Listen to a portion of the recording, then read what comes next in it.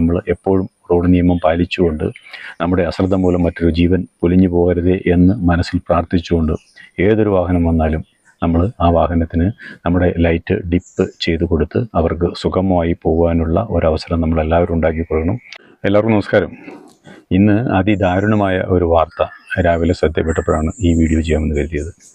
കണ്ണൂർ അഴീക്കോട് ഭാഗത്തേക്ക് ഒരു വിവാഹ ആവശ്യത്തിലേക്ക് പങ്കെടുക്കുന്നതിനായി യാത്ര ചെയ്തു വന്ന 5 യുവാക്കൾ വാഹനാപകടത്തിൽ മരണപ്പെട്ടു.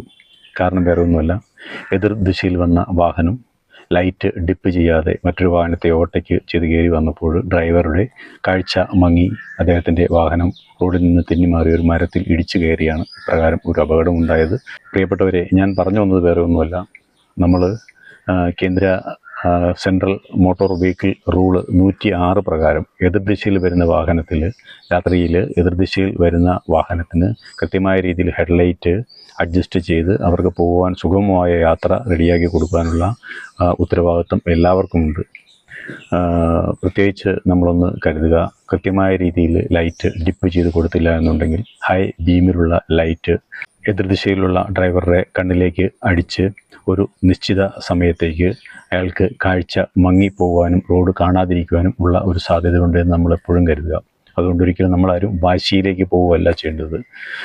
മറ്റൊരാൾ എനിക്ക് ഡിപ്പടിച്ച് തന്നില്ലല്ലോ എന്ന് കരുതി ഞാനിനി ഈ ബ്രൈറ്റ്നസ്സിൽ ഈ രീതിയിൽ തന്നെ മുന്നോട്ട് പോവുകയുള്ളൂ എന്ന് കരുതുകയല്ല വേണ്ടത്. നമ്മൾ എപ്പോഴും റോഡ് നിയമം പാലിച്ചുകൊണ്ട് നമ്മുടെ അശ്രദ്ധ മൂലം മറ്റൊരു ജീവൻ പൊലിഞ്ഞു പോകരുതേ എന്ന് മനസ്സിൽ പ്രാർത്ഥിച്ചുകൊണ്ട് ഏതൊരു വാഹനം വന്നാലും നമ്മൾ ആ വാഹനത്തിന് നമ്മുടെ ലൈറ്റ് ഡിപ്പ് ചെയ്ത് കൊടുത്ത് അവർക്ക് സുഗമമായി പോകാനുള്ള ഒരവസരം നമ്മളെല്ലാവരും ഉണ്ടാക്കി കൊടുക്കണം. ഒരു കാര്യം കൂടി അറിയുക, ഇപ്രകാരത്തിൽ നമ്മൾ ചെയ്യാതിരുന്ന് അപകടമുണ്ടായാൽ അല്ലെങ്കിൽ അപകടത്തിനുള്ള സാധ്യതകൾ വരുത്തി വെച്ചാൽ അത് MV ആക്ടിൻ്റെ സെക്ഷൻ പ്രകാരം കുറ്റകരമാണ്. ഡേഞ്ചറസ് ഡ്രൈവിങ്ങിന് വരെ അത് പ്രകാരം നമുക്ക് എതിരെ നടപടി വരുവാനുള്ള സാധ്യതയുണ്ട് എന്ന കാര്യം കൂടി മനസ്സിലാക്കുക.